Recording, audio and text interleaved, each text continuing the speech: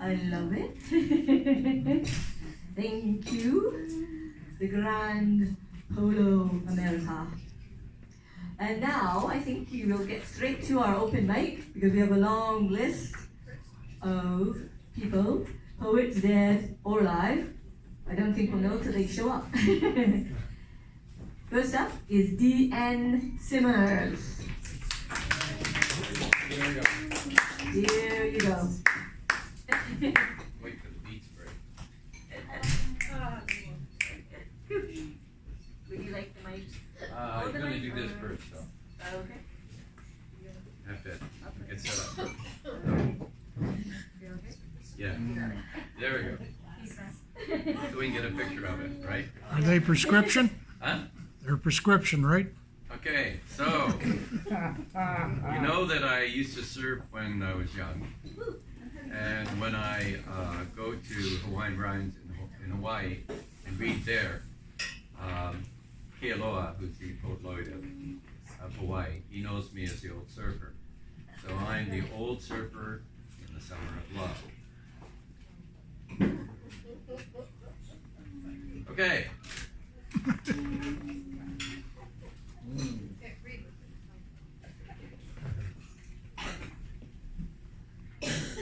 For those of you who haven't seen me for a while, I went to London and Paris to promote my new book. When I was in London, I read at the Poet Society of UK, and also was invited to a poet event in London. When I went to Paris, I read at Shakespeare and Company, and also at the Black Cat.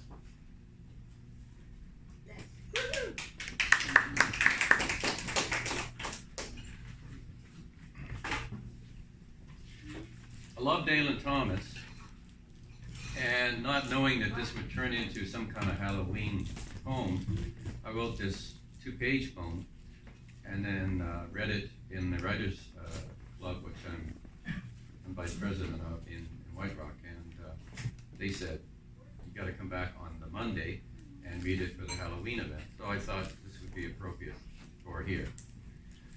So it's called Like the Dust of the Dead, which is a direct quote from a line of Dalen Thomas. Hold on. Thank you. Okay. Like the dust of the dead. Coming back to bones and remembering their flushed-in faces. Ancient seconds on dark streets in Kids Beach, where the old men would sit watching the sun fall into the ocean like the man with wax-melting wings. Dogs and lovers, stars studding up the sky against its black leather-coated back. Hush. The sea wants to let out the dead. Hush. As a ghost climb through the mist, creeping onto the beach, filling the nooks where lovers lay, licking out the warmth left by their heat. Trying to remember young hands and trembling thighs. Waking as if the dead still had eyes, wondering where the names left on the lines of the printed past have gone.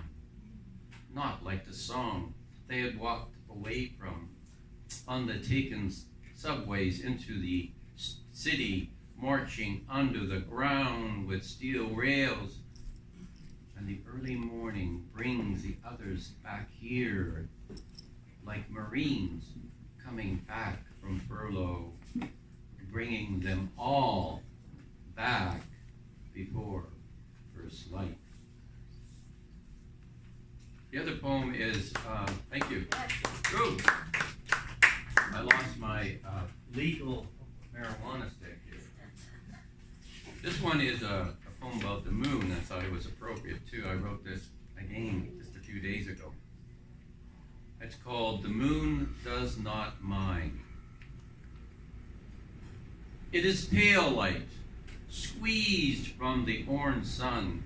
It does not mind that it has skim milk shadows, nor does it breathe life into the flowers, dying at the last grasp of frost coming in from the north. It does not count years or seconds as the sundial would. It does not care if a jet crumbles air around its light.